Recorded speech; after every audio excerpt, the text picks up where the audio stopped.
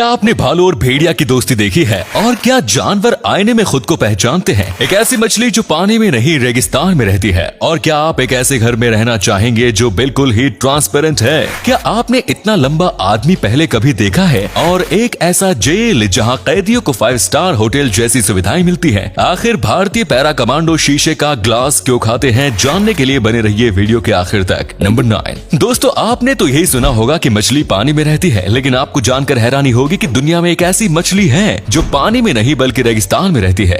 रेगिस्तान में पाई जाने वाली जिस मछली की हम बात कर रहे हैं, उस मछली का नाम सिंकस सिंकस या सैंडफिश स्किंक है। एक्चुअली ये मछली नहीं बल्कि एक स्किंक प्रजाति का एक लिजार्ड है। लिजार्ड होने के बावजूद इसे सैंडफिश नाम इसलिए दिया गया क्योंकि एक तो इसके शरीर की बनावट मछलियों जैसी होती है और दूसरा ये कि रेत में इसके चलने और बिल खोदने का अंदाज भी बिल्कुल मछली जैसा ही है। इनफैक्ट जब ये रेत में चलती है तब ऐसा लगता है कि ये पानी में तैर रही हो। नंबर 8। दोस्तों, क्या आप एक ऐसे घर में रहना चाहेंगे जो बिल्कुल ही ट्रांसपेरेंट है? मतलब घर के चारों ओर से बिल्कुल साफ साफ दिखाई दे कि घर के अंदर आने वाला बंदा क्या कर रहा है। आप सोच रहे होंगे कि भला ऐसा घर कौन बना सकता है? जापान में 2012 में ऐसे घर बनाए गए थे। दिखने में तो ये घर काफी शानदार लग रहे हैं, लेकिन मुझे नहीं लगता कि दुनिया का कोई भी इंसान इस घर में रहना चाहेगा। अब भाई, घर होते ही इसलिए है कि इंसान घर की 4 दीवारी के अंदर अपनी प्राइवेसी के साथ साथ अपनी जिंदगी जी सके।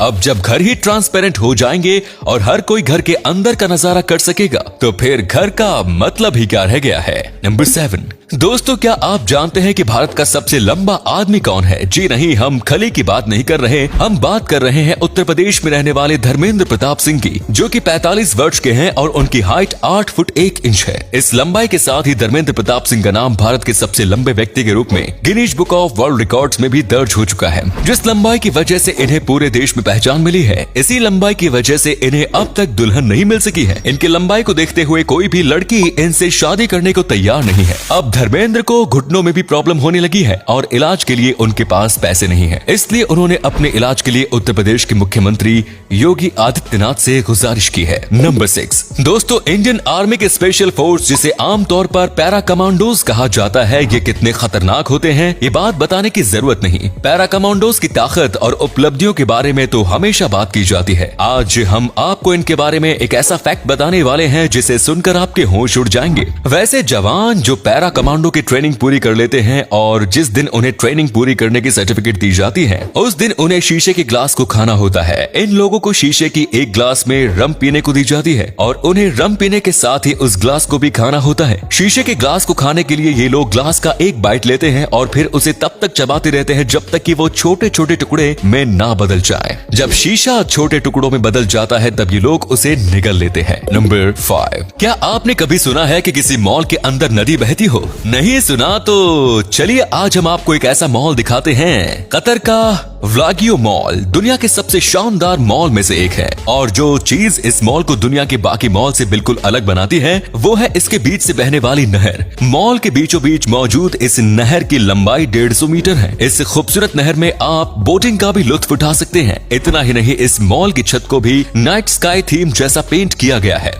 अगल बगल घूमते लोग और नाइट स्काई के बीच इस आर्टिफिशियल नहर में बोट का मजा लेने का अनुभव तो कमाल का होता होगा। नंबर 4। जंगल में आमतौर पर यही देखा जाता है कि 2 अलग अलग प्रजाति के जानवर कभी एक दूसरे के साथ नहीं रहते हैं, लेकिन फिनलैंड के जंगल से एक भालू और भेड़िया की ऐसी तस्वीर सामने आई है जिसे देखकर आप भी हैरान रह जाएंगे। जंगल में रहने वाले इन दोनों जानवरों के बीच काफी गहरी दोस्ती है। जय और वीरू की तरह ही ये दोनों भी हमेशा एक दूसरे के साथ रहते हैं, यहाँ तक कि ये दोनों शिकार भी मिलकर करते हैं और मिलकर ही खाते भी हैं। भालू और भेड़िए की इस दोस्ती को दुनिया के सामने लाने का क्रेडिट जाता है फोटोग्राफर लेजी रोटिनेंको। इन्होंने जब पहली बार इन दोनों को साथ देखा था तब उन्हें काफी हैरानी हुई, जिसके बाद उन्होंने कई दिन तक जंगल में बिताकर 24 घंटे इन दोनों पर नजर रखी और फिर इस अनोखी दोस्ती की तस्वीर दुनिया के सामने लाई।